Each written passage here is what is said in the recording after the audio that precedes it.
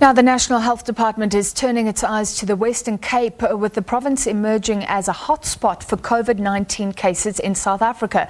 The province now accounts for more than half of all confirmed cases. South Africa now has over 10,000 cases, and according to figures released today, the Western Cape has 5,621, or nearly 53% of the overall total 10,652. The Western Cape also reported 8 out of 12 new deaths. To discuss, we're now joined by Dr. Kerrin Begg, public health specialist from the UCT Faculty of Health Sciences. Doctor, thank you for being with us via Skype. Firstly, many of the travellers maybe that initially brought COVID into South Africa stayed in the Western Cape, or is it something about conditions there that's facilitating the spread right now? Thank you, and very nice to be online. I think that there's a couple of things. Firstly, is the data telling us everything? So first of all, we know that Western Cape has a different testing strategy to the rest of the country. That testing strategy looks at particularly clusters, so is very targeted. So we know that the Western Cape detection rate, in other words, the number of cases versus the number of tests, is close to 9% at the moment. Versus, in fact, over the last 2 weeks, it's gone up to 14% numbers of cases detected over numbers of tests done. So they're very efficient at detecting the number of cases, versus the rest of the country has remained at a 3% detection rate. So in other words, Western Cape are finding the cases that are there. We're not sure that the rest of the country are actually finding all of the cases that are there. Sometimes if we look at death data, we can start to work backwards. So we know that around the world, around 1%, there's about around 1% case fatality rate. So if we look at those 206 deaths for the country, we can say that we probably actually have 20,600 cases in the country that are symptomatic. And if we were to think of another asymptomatic, we probably are closer to 40,000 cases. So what we may be seeing actually is just that Western Cape are more efficient and effective at detecting cases than the rest of the country. We should be seeing around about 20,000 to 40,000 cases in the country, and we only see 10,000. Yeah. This is very interesting because some commentators are saying that Western Cape is doing a lot of testing as well. I was looking at the numbers. It looks about 17% or so of the total number of tests have been done in the Western Cape. That doesn't seem huge, but you're talking about very targeted, going into the right areas, finding the right clusters, preventing the spread. Exactly. So it's not necessarily about the numbers of tests alone. It's about finding the right places where you are expecting to find positive cases. So when you do mass screening, community-based screening, you're going out and you're finding a needle in a haystack. What the Western Cape are doing is saying, we know more or less that the needles are sitting in the bottom left corner of the haystack, and so we're going to focus on the bottom left corner to find those needles. And that's because when we see that the workplaces, we see 3 cases or more in a workplace, then we specifically hone in on that workplace and start to test anybody who has symptoms. And in some cases, we are even testing asymptomatics. Yeah. So that's a really important part, as also to make sure that we test all of the deaths. So at the moment, deaths we presume that all of the deaths are actually being counted.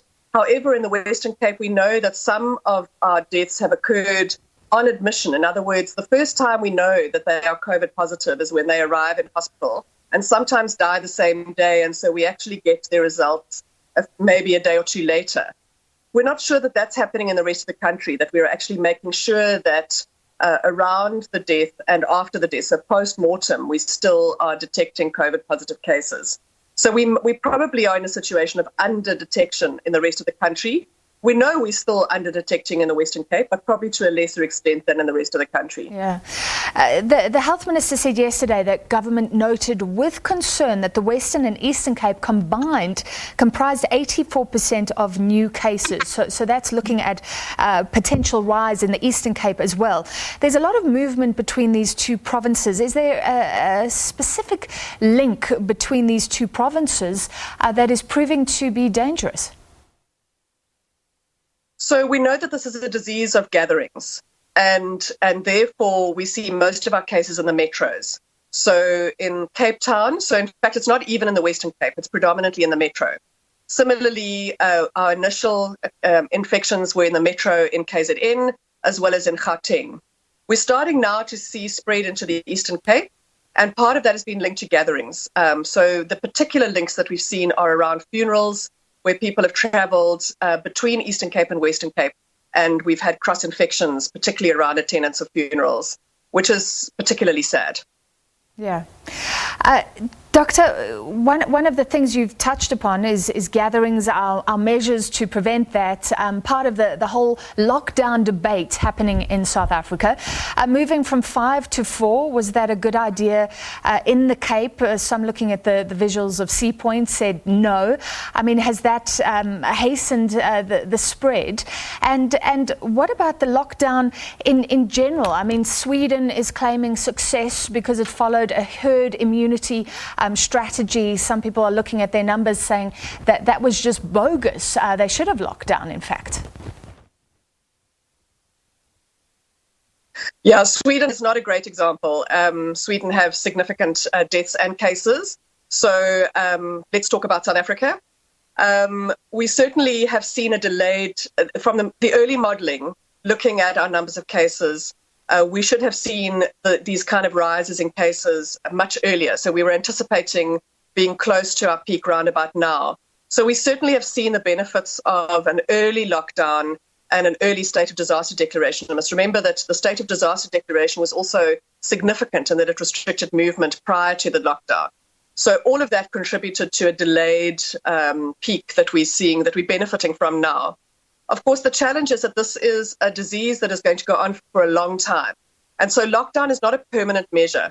And so as we have now learnt, and we from the rest of the world, that we've also learnt from what we've seen, and we now understand things a bit better, we can now start to look at other less blunt instruments than lockdown because of the knock-on effects and the significant trade-offs that we have on the economy and on hunger. So those kind of things start to mean that it's all around behavior change. And we really need to understand that lockdown is that blunt instrument for physical distancing. But going forward, we're going to need to all change our behavior to make sure that physical distancing becomes part of what we do, in addition to our hygiene measures. So we need to make sure that wherever we go, physical distancing is part of what we do, masking is part of what we do, and, of course, hygiene measures. And people forget that hygiene is incredibly effective. We just think that it's too simple, that it can't possibly be that way. But in fact, hand washing and respiratory hygiene are incredibly effective measures if we do them properly. Yeah. We're just not used to doing them properly. Simple soap. Very quickly, last question. The Premier is saying there is a new phase in the Western Cape for this virus, which eventually will be seen across the country. I mean, what is the Western Cape gearing up for now? An exponential increase? Pretty much. So we've literally gone in the last 4 weeks. We've seen almost a number of about 100 daily increase in cases. So 3 weeks ago, we were sitting on about 193 per day. A week later, we were sitting on 250 a day. A week later, we were sitting on about 370 a day, and now we're already on 600 a day this week. So that is showing us that the slope of our curve is significantly higher. But remember that in a sense, similar to the way that South Africa could look at the rest of the world in terms of its increasing slope, now Western Cape is slightly ahead of the rest of the country. Of course, that is dependent on whether the rest of the country are detecting what they should be detecting. So the rest of the country may also be at an increased rate versus what we're seeing in the Western Cape. So we are moving into all epidemics have phases.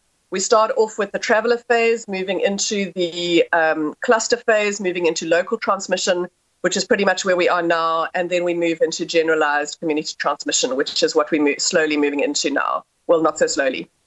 All right, sure. That is the reality of the situation. Dr. Kerrin Begg from the UCT Faculty of Health Sciences. We were zooming in there on the Western Cape.